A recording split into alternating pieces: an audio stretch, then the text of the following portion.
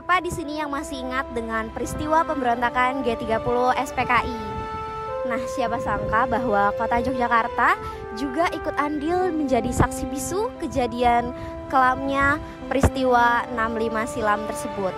Nah, peristiwa pemberontakan G30 SPKI ini merupakan noda sejarah hitam dan tragedi nasional yang menimpa bangsa Indonesia, ditandai dengan adanya peristiwa penculikan dan pembunuhan kejam yang menggugurkan 9 pahlawan revolusi. 2 diantaranya adalah Brigadir Jenderal TNI Anumerta Katamso dan Kolonel Infanteri Anumerta Sugiono yang gugur di Yogyakarta. Nah, untuk mengenang peristiwa tersebut, dibangunlah Monumen Pahlawan Pancasila yang akan kami jelaskan berikut ini. Yuk, semuanya ikuti perjalanan kami. Peristiwa pemberontakan PKI pada 30 September 1965 di Jakarta meletus. Saat itu, Stasiun Radio Republik Indonesia atau RRI dikuasai PKI. Kemudian mereka menyiarkan berita jika telah dibentuk Dewan Revolusi. Kabar tersebut sampai di Jogja.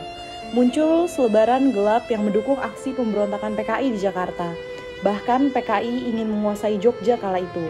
Sejak saat itu, mulai muncul aksi pemberontakan yang menargetkan Katamso yang kala itu menjabat sebagai Komandan Karim 072 atau Pamungkas Jogja. Katamso yang saat itu berpangkat kolonel sudah mengetahui perihal pembentukan Dewan Revolusi di Jakarta. Selepas tiba di Jogja dari Magelang, Katamso dipaksa menandatangani surat yang berisi dukungan terhadap Dewan Revolusi. Katamso dibawa ke kompleks Batalion L di Desa Kentungan, Condong Catur, Depok, Sleman. Katamso dibawa menggunakan mobil. Ketika ia melangkah keluar mobil, ia diserang menggunakan kunci mortir nomor 8. Katamso pun tersungkur dan gugur pada malam hari tanggal 2 Oktober 1965. Jenazah Katamso diangkat dan dimasukkan ke dalam lubang yang ada di sekitar tempat kejadian. Pada saat kejadian, Sugiono masih berpangkat letnan kolonel infanteri dan menjabat sebagai kepala staf Karem 72. Ia diculik oleh anggota Batalion L di ruang kerjanya Makoren 72. Sugiono dibunuh dengan menggunakan kunci martil nomor 8. Pada saat itu, jenazah Sugiono dimasukkan ke lubang yang sama dengan Katamso. Ketika Sugiono dimasukkan ke lubang, masih terdengar suara dengkur. Lantas, untuk menghilangkan nyawa Sugiono, dilempari batu hingga Sugiono gugur. Setelah kedua pahlawan revolusi tersebut dibunuh secara tidak manusiawi, pada 21 Oktober 1965, pencarian difokuskan di kompleks asrama tentara di Kentungan.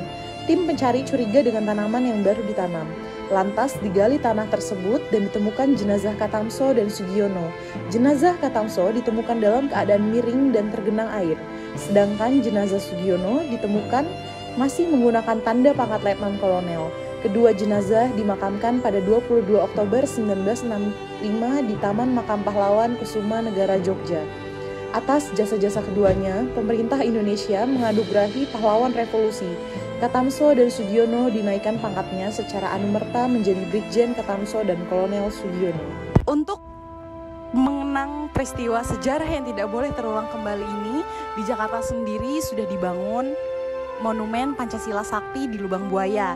Nah, di Jogja ini atas dasar perizinan dari Bapak Presiden Republik Indonesia dibangunlah Monumen Pahlawan Pancasila. Museum ini dibangun di Kentungan, Yogyakarta yang diresmikan pada tahun 1991 di atas tanah tempat terjadinya pembunuhan kejam atas diri pahlawan revolusi Brigadir Jenderal TNI Anumerta Katamso dan Kolonel Infanteri Anumerta Sugiono, yang dimana sekarang museum ini disebut Museum Monumen Pancasila. Museum ini diresmikan pada tanggal 1 Oktober 1991 oleh Kanjeng Gusti Adipati Aryo Pakualam 8 selaku Gubernur DIY. Bangunan Monumen Pahlawan Pancasila ini bercorak arsitektur rumah tradisional Jawa, yaitu joglo. Di dalamnya bangunan ini terdapat lubang dikuburnya 2 jenazah pahlawan revolusi, yaitu Brigjen Katamso dan Kolonel Sugiono. Koleksi yang berada di Museum Monumen Pahlawan Pancasila berupa benda-benda relia dan peralatan-peralatan yang berhubungan dengan peristiwa penculikan Jenderal Anumerta Katamso dan Kolonel Anumerta Sugiono. Yogyakarta sebagai benteng proklamasi tak luput dari percobaan gerakan komunis yang telah menewaskan kedua kolonel tersebut pada September 1965 seperti di Lubang Buaya, Jakarta. Di tempat ditemukannya 2 pahlawan itu, dibangunlah Monumen Pahlawan Pancasila. Monumen ini diharapkan dapat menjadi pengingat bagi kita semua akan peristiwa-peristiwa yang mencoba untuk memecah belah kesatuan Republik Indonesia. Kentungan dipilih sebagai tempat berdirinya Museum Monumen Pahlawan Pancasila karena erat kaitannya dengan terjadinya peristiwa pembunuhan dan penculikan kejam yang terjadi pada kedua pahlawan revolusi kami, dikarenakan tempat ini menjadi tempat tragedinya peristiwa tersebut yang berada di dalam sana.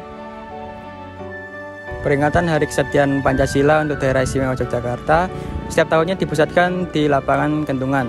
Dengan pertimbangan-pertimbangan tersebut, Museum Monumen Pahlawan Pancasila ini dibangun di dekat lokasi terjadinya pembunuhan dua pahlawan revolusi. Dapat dijadikan sebagai sarana yang efektif dan untuk memberikan informasi yang mudah dihayati bagi semua pihak dengan adanya peristiwa kekejaman G30 SPKI di daerah istimewa Yogyakarta. Ya baik, penjelasan-penjelasan sebelumnya merupakan hal-hal yang menjadi saksi bisu tentang kejamnya pemberontakan G30 SPKI yang terjadi di Yogyakarta. Sekian dan terima kasih.